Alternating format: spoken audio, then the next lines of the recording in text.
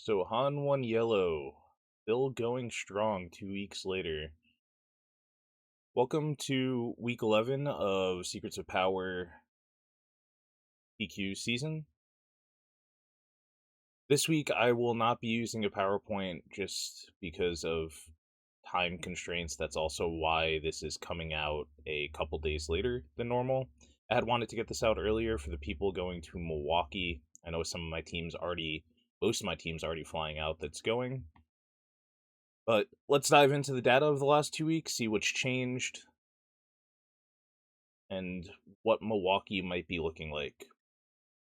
So, a couple weeks ago, we had seen the rise of Han 1 Yellow with, well, closer to 5 weeks ago, I believe, 4 or 5 weeks ago. And a couple weeks ago, we were looking at the data, saw that it was performing exceptionally well. I was curious if that was a bubble. I suspected it might be, but in comparison to CAD Tarkentown, it has the benefit of having an extra 5 HP on the base, earlier flip leader, some better, in my opinion, tools. So CAD Tarkentown is a deck that I find narrow in terms of how it can attack the meta, whereas Han 1 Yellow may have and has shown to have a more generalized strategy that can find more wins, and we are seeing that. So Han 1 Yellow in the 2-week sample since the last video has been performing very well. It actually seems to be one of the top performers still, has the highest match win rate of all of the most played decks. It's very impressive. This deck ended up not being a joke. CAD Bane Tarkentown also bumped back a little bit. This deck had dropped down to, I believe, like a 10% conversion rate is what we were looking at in week 9. Now we're looking at 15%. These 2-week samples aren't that big, so we are going to hop over to the larger sample to see how things have shaped over the course of this set as we're coming to a close, the last major tournament being Milwaukee. But nothing really else stands out here. Maybe we could look at Han 2 ECL and be like, okay, well, the conversion rate's down, the match win rate's a little down again, like 55 is probably under, but there does seem to be a reason for this. Cad Bane Tarkentown is still seeing play. Han 1 Yellow is very popular. Those two decks together are making up, let's see, Han 1 Yellow is 3.6, Cad Bane is 4.8, so we're looking at, pushing 9% of the meta between those two decks. And then there are also other Tarkentown decks and other various strategies that will be good into Han 2 ECL. So that falling down a little bit does make sense. It's still a very strong deck. I would say it's still probably in the top few decks, but because there are more things that are targeting the meta now, it does make sense for it to fall a little bit. And then everything else in the 2-week sample is pretty standard. Yoda still has a very good conversion rate, very good match win rate. Piet is still sitting around 50% match win rate, 10 to 15% conversion rate. These are all things that we should be expecting if we've been looking at the data. I don't understand the rise in Darth Vader. We did see this not 2 weeks ago, but I think 4 weeks ago, where there was a spike in Vader over that 2-week period, and it did not perform that well. I think it might have spiked one small event, but that was it. Sabine Wren's kind of just been a consistent top 8 performer, a deck that has still, but it's been mostly smaller events, and I want to say European events. I could be wrong on that. It hasn't performed to the point of like getting first places, which isn't that big of a deal. Like if you're getting top 8, you're getting those points, so that still a good choice. That's a deck that hasn't really been talked about by me or by many people this set. It's still been there. It's still been in the top 10 most played decks mostly throughout the set, and has still been reasonably performing, just not that very top performing deck. Another deck that we talked about a couple weeks ago was Kylo Ren Data Vault, how this might be filling the unit-based control and villainy kind of hole that has existed since Kira dropped out of popularity. So we are seeing Kylo Ren still maintaining good win rate, good conversion rate. And we do see, aside from that 1 week where Kira did, or that 1-2 week segment where Kira did really poorly, and really poorly is being 50% match win rate and like I think it was like a 10% conversion rate, we do see her bounce back up. I do actually think Kira still could be a good choice. It's just this meta is, as I've talked about in a lot of these videos, especially the more structured ones where we're going over how wide the meta is, which that could be a good thing to look at right now. So the way we see how wide the meta is we go to the matchup tab, we sort by leader and bases, and we just scroll down. So we can see all data, 219 total rows and columns. That means that there are 219 unique leader-based pairs played over the last 2 weeks. This is in line with almost every other time we've looked at this. There was one time where it was a little bit different, like it was statistically significant that the change, it did shrink a bit, although it was a much smaller sample, so there is some room for error there. So yeah, meta's still very wide, so it's hard to like choose really any deck currently and be like, this deck is gonna win. It's not really possible to say that. It does narrow as it progresses, so these decks that we see at the top, these most played decks that are also good match win rates, so everything, I would say like about 55% and above, those are going to be decks that are seen more and more as rounds progress. And going into a tournament like Milwaukee, where we don't just have like a 5-round event, a 6-round event. A lot of these PQs have been smaller. They're not hitting those 7-round PQs that we were getting when the game first went into PQs in set 2, set 3. They are shrinking a bit. Could be because there's more. That's a whole nother topic. Not necessarily that there's less people playing. It could just be there's more, but that's a tangent. So I would say like 55% means the deck will end up being more represented as you're going into more rounds. Milwaukee will be a very high round event, 2-day event, which means the field does get more narrow, and it does mean if you can clear those first few rounds, especially the first day, it becomes a lot more predictable what you will see. Going into day 2, there probably will be a lot of Yoda, there probably will be a lot of Han variants, there probably will be a lot of some type of combination of these villainy unit control decks, whether it be maybe a little more Kylo, maybe a little more Kira. I would expect a little more Kylo just because that is the more represented deck. We could see some Palpatine in there too. Wouldn't be too big of a surprise. As rounds do progress, Palpatine does get a little worse because as player skill goes up, there normally is that knowledge in that matchup that does let the other player go under Palpatine or play around the flip better. So I do suspect we will see some Palpatine. Could even see Palpatine win. Could be a hot take. But it will become more narrow. So in targeting that, I do wonder what the best choice would be here. And I think the best way to look at that would be to look at matchup data. So let's look at the 2-week sample first, and specifically I want to look at Han. Because Han 1 yellow, in the larger sample, which we'll look at in a moment, is going to not add too much, because this deck hasn't been around for too long this set. And in the 2-week sample, this, at a glance, we can see it's mostly green. Does seem to be very good across the board. Even the Yoda matchup, which was expected when we looked at this a couple weeks ago, we were expecting this to be a lot worse. 10 and 13 isn't that bad. We should hop over to the larger data set. So this is the total data set. Let's go to matchups. Let's look up Han.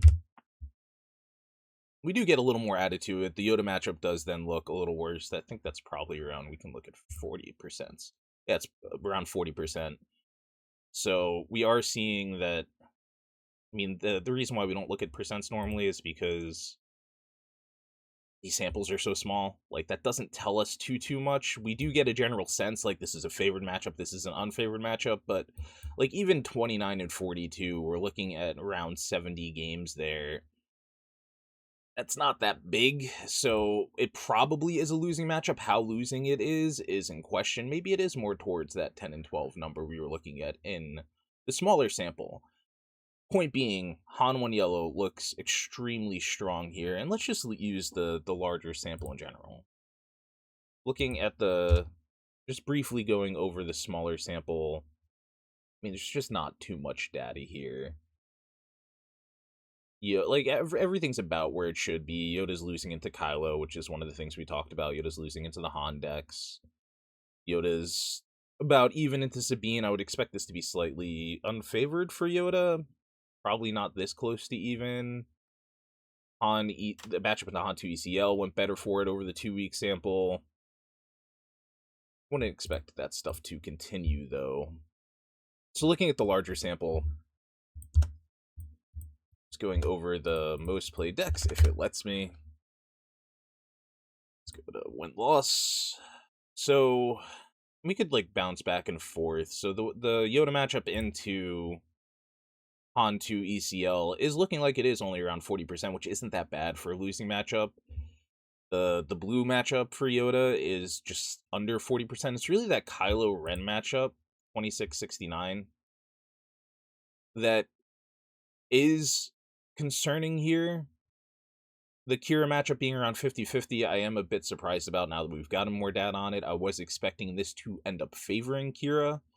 So we are still seeing that Kylo is probably the way to go of the villainy unit-based control decks. It's not as slow as Palpatine that it will potentially struggle as players learn how to play around it. That earlier flip, having Sentinel on the flip, being able to like remove 2 units, capture something, kill something on the flip, these are all very relevant things. Sabine not existing really in the meta to an extent. Talking about the NA meta, it is lower representation than the EU meta. So in EU, Kylo may be a little bit more of a risk. But Kylo looking very good as a way to attack Yoda still. Looking at Han 2 ECL, still very, very green. We see the Cad Bane matchup is still an issue. If we look at the percentage-wise, again, we're seeing the bad matchup only being around 40%, like 49, 48, 40. Even the Han 1 Yellow matchup, that's only just under 40%, but I don't think we're going to have that's actually not that bad. Again, pushing around, I think that's what we were looking at before, but around 70, and it's slightly under 40%. So Yoda, Han 2 ECL, these decks still looking very good. Admiral Piet, a losing deck. Overall, I am still very surprised. I guess I can't say that I'm surprised at this point, because this happened all last set and all this set. Last set, we were seeing this with Admiral Piet and Boba, Pilot, Data Vault. Those were both losing decks, and they kept seeing play. We're seeing that move forward in this set as well, except flip-flopped. Last set it was Boba more than Admiral Piet, and now it's Piet, and like Boba's kind of non-existent. But these have been losing decks all set. It's been confusing for a lot of players, like a lot of the teams, like in hearing from KTOD, they are also pretty confused about this. It doesn't really make sense for Piet to see this much play when it is a losing deck, but people are playing it.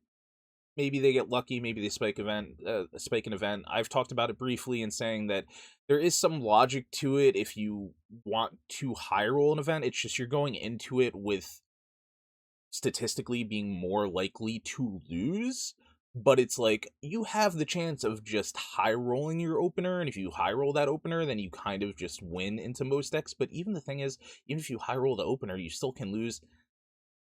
It's really tough to logically justify this deck, but it's there. Is a losing deck. We do see Anakin bounce back a little bit in the overall sample. This was shifting into a losing deck weeks ago, around 50-50. Issue with this deck is it did turn out to be losing into most of the most played decks, and something that I pointed out early on, Han 2 ECL basically playing a lot of the similar cards and doing it better. So this went the way that I expected it to. And we did see, actually, in the 2-week sample, Anakin was reasonably up there, almost in the top 10. But that deck's fallen off a lot. And there's this Cad Bane Han 1 Yellow question at the moment that kind of came up a few weeks ago when we did see the rise of Han 1 Yellow, and we did see that their matchup spreads were somewhat similar. In terms of what they lose to, it's just Cad Bane is overall a lot worse, which we're still seeing represented here. So I wouldn't say there's too much change over the last 2 weeks. The main thing that is the main takeaway is the success of Han 1 Yellow, and that it is still doing very, very well.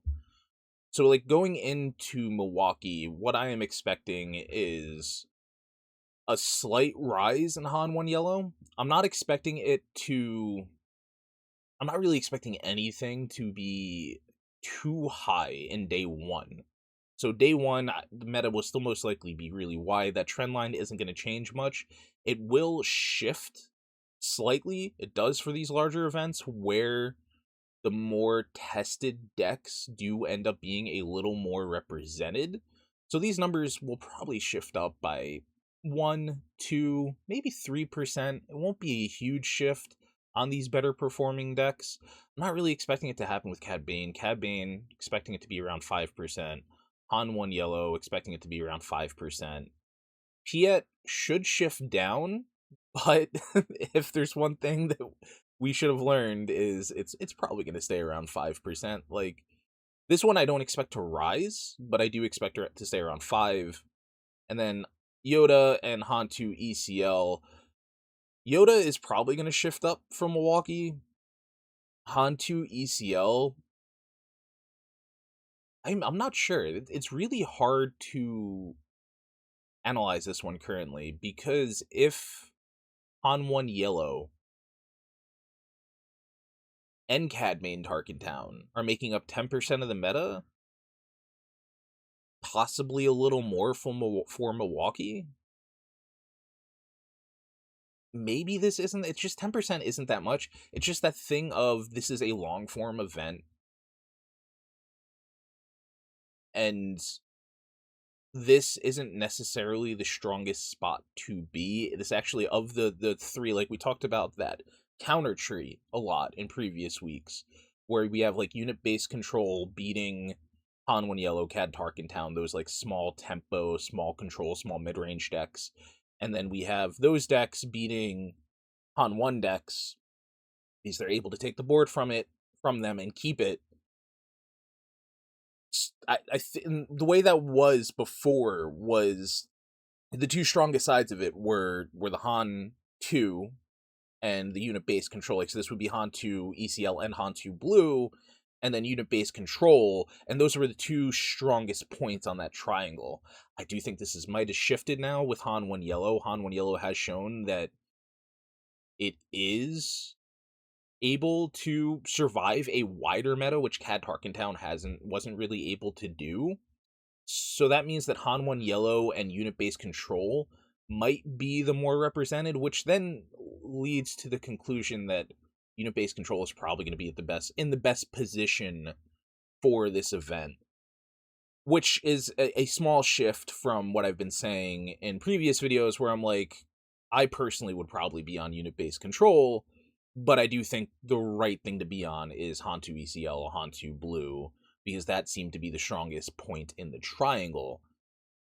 I'm expecting that to shift slightly, where that's now the weakest point. Still very good, but probably the weakest point in the triangle going into Milwaukee. So I still expect to see a lot of these decks in day 2. When we do get to that top 8 cut, I wouldn't be surprised if it is slightly skewed more towards unit-based control decks. So like seeing Yoda, seeing Kylo, maybe seeing Akira, maybe seeing like a Palpatine, and then filling out the rest with probably like Han 1 Yellow, maybe 2 Han 1 Yellows, because of how that deck just like, I'm not sure if it would be Han 1 Yellow and Cad Tarkentown, is what I'm getting at. These Han 1 Yellow performs so much better than Cad Tarkentown, that as we're getting into those later rounds, I would expect Han 1 Yellow to be able to clear more. So that's my take on Milwaukee. It's also probably the last video I will be doing. I will be shifting very heavily into videos for set 7 after this. I will finally be branching out from these meta-analyses. I will still be continuing these to an extent moving into the next set, and maybe not on a 2-week basis. We'll see how that progresses. But what's coming up is I'm most likely going to be doing some like broad deck overviews, some like quick, so some early introduction into set 7. So good luck for those playing in Milwaukee. Good luck for those coming in upcoming PQs. Hope those that are still playing in set 7 enjoy the end of it. May the cards be with you, and good luck.